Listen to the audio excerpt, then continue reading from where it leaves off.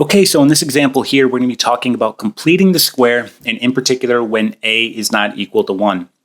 Now, I've already done a video on completing the square when a is equal to 1, so make sure you are proficient doing that method before trying this method here, because this method here where a is not equal to 1 is a little more challenging, so you want to make sure you are proficient again with completing the square when a is equal to 1. And again, I will go ahead and link that video in the description box below, that way you have access to that content. So assuming you know how to do that, let's go ahead and start this video here. So when you're completing the square, you want to follow 4 steps, okay? The first step, make sure the quadratic is in the format x squared plus or minus bx equal to c. Now again, this is coming from a quadratic in standard form, but we're rearranging it a little bit here. So a quadratic in standard form is going to be ax squared plus bx plus c. So you can see here how we're moving our constant over to the right-hand side. Technically, this is equal to 0, right? So we're going to be moving that constant over to the right-hand side so we can get it in this format here. Also, take a note here that our a coefficient has to be equal to 1. Okay, so technically, in front of this x squared, that's my a. And it needs to be 1, okay, in order for you to complete the square. If it's not 1, you're going to have to factor something out to make it 1. Okay, and that's where these examples come into play. In order to make a equal to 1, you're going to have to factor out. Okay, so in other words, you should not have a coefficient in front of this x squared other than 1. Okay, that's the only number you should have in front is 1. Okay, then if you look at step 2, it says the following: add b over 2 squared on both sides. Okay, step 3, factor, and then step 4, solve. So let's go ahead and take a look at our first example. So here's our first problem, and remember, we have to put it in the correct format, which is down here in case you forgot, okay? I have to move my constants over to the right-hand side, so in this problem here, I have to take that negative 81, and I have to add it. So I'm going to add 81 on both sides, okay? This will cancel. Then I get 3x squared plus 6x, and then equal to 72, okay? Now from here, I'm still not in the correct format because this value right here has to be 1. Right now it's 3, okay? So I cannot complete the square until I make that value 1. So how am I going to do that? Well, in this problem here, I'm simply going to factor out a 3. Okay, so to do that, I'm going to factor out a 3, and it's going to look the following way. In parentheses, I'll have x squared plus 2x, and then all equal to 72. Okay, there it is. And so from here, now you can go ahead and complete the square. And the part that I'm looking at is right here. Okay, this 3 is just going to come along for the ride. So we're working on that part in parentheses now. So I have to do b over 2 squared.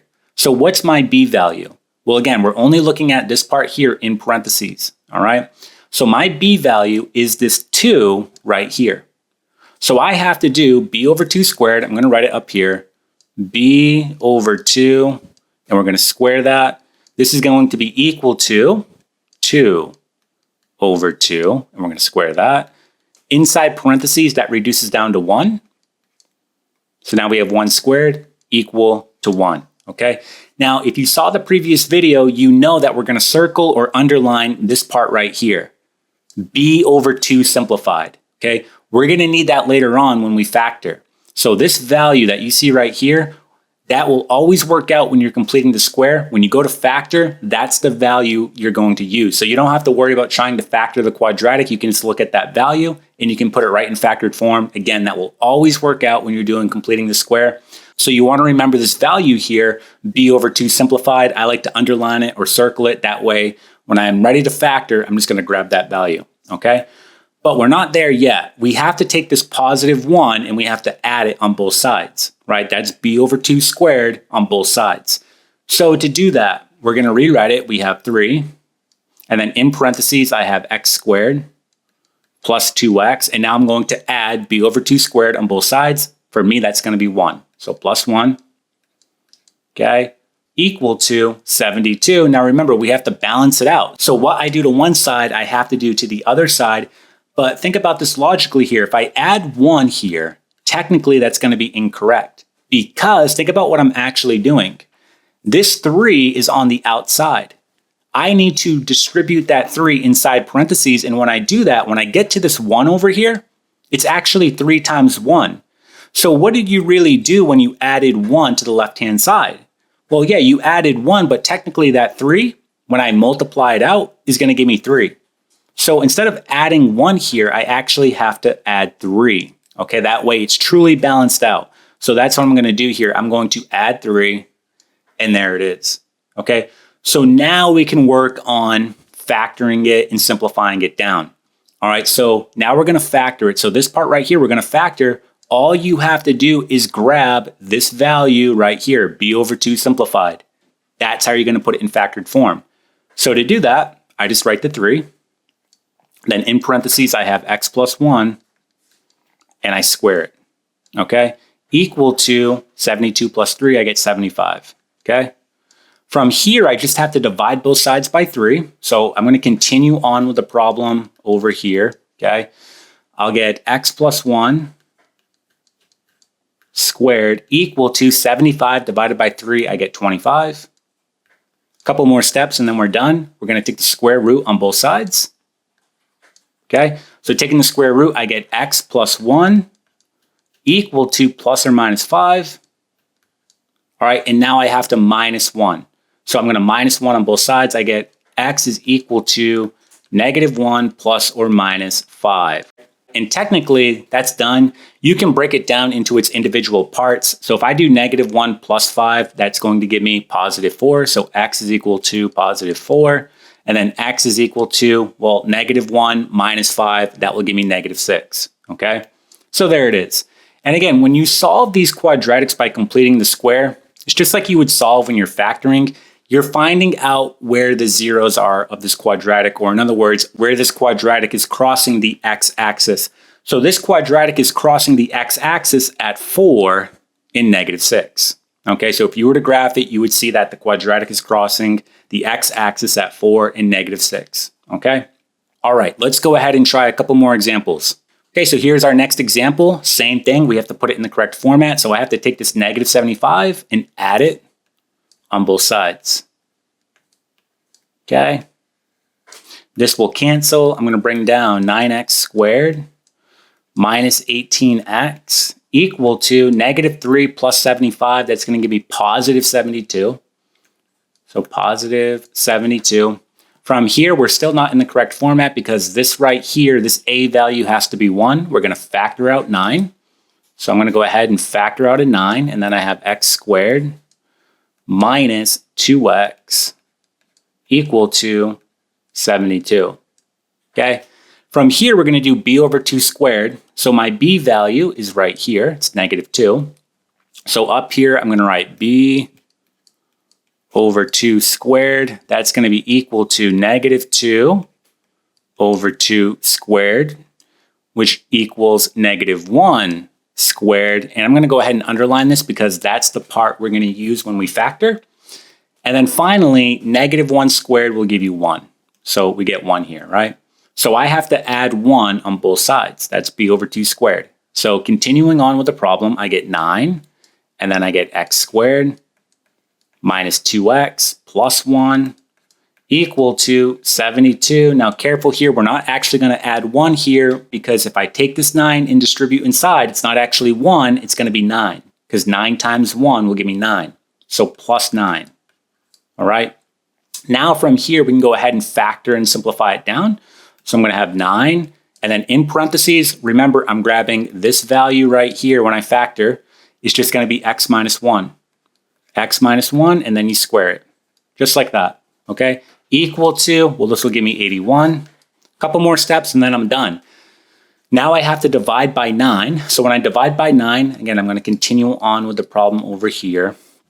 I get x minus 1 squared equal to 81 divided by 9 is 9. Take the square root on both sides now. This will cancel here and here. I get x minus 1 equal to plus or minus 3. Last step, add 1, and then you're done. So x is equal to 1 plus or minus 3. Okay? So again, we can break it down into its individual parts. I can do 1 plus 3. That will give me 4. So x is equal to 4. And then I can do 1 minus 3. That will give me x is equal to negative 2. Okay, done. Okay, so those are going to be my zeros there. And again, we solved that by completing the square. So let's try one more example. Okay, so here's the last example. This one's going to be a little more challenging, and you'll see why. But first, we have to put it in the correct format. So we have to add 54 on both sides. Okay. This will cancel. Bring down 6x squared plus 12x equal to negative 3 plus 54. That will give me positive 51. We're still not in the correct format because, again, my a is not 1. So we have to factor out a 6 here, and that's what we're going to do. So going ahead and just factoring out a 6, we get x squared plus 2x equal to 51. Now I'm in the correct format. So now I'm going to do b over 2 squared on both sides. So up here, I'm going to write b over 2 squared. My b is that positive 2. So I'm going to put 2 over 2 squared, which reduces down to 1 squared. So again, I'm going to have to add 1 on both sides because 1 squared is 1, right? So I get 6, and then I get x squared plus 2x plus 1, there it is, equal to 51. Be careful here. I'm not actually going to add 1 because if I distribute that 6, it actually makes 6, not 1. So plus 6. So from here, we can start factoring and simplifying down. So now I'll have 6. And then right here, again, we're going to use this value right here, b over 2 simplified. This will factor down to x plus 1 squared, right?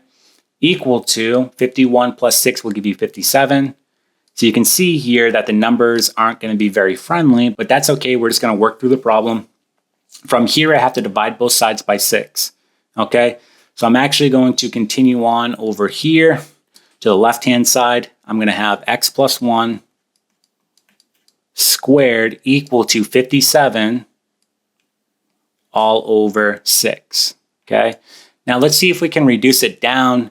3 goes into 57 19 times, and 3 goes into 6 2 times.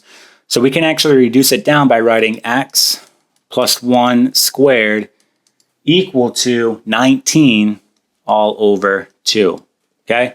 So again, just reducing down that fraction. Now we can take the square root on both sides. When I do that, I get x plus 1 equal to plus or minus the square root of 19 all over 2, okay? So on this one here, we run into a bit of an issue. You can actually leave it like this if you would like. That's totally fine. So you could just do x is equal to, move this positive 1 over. You have minus 1 plus or minus the square root of 19 all over 2. Okay, that would be fine leaving it like that.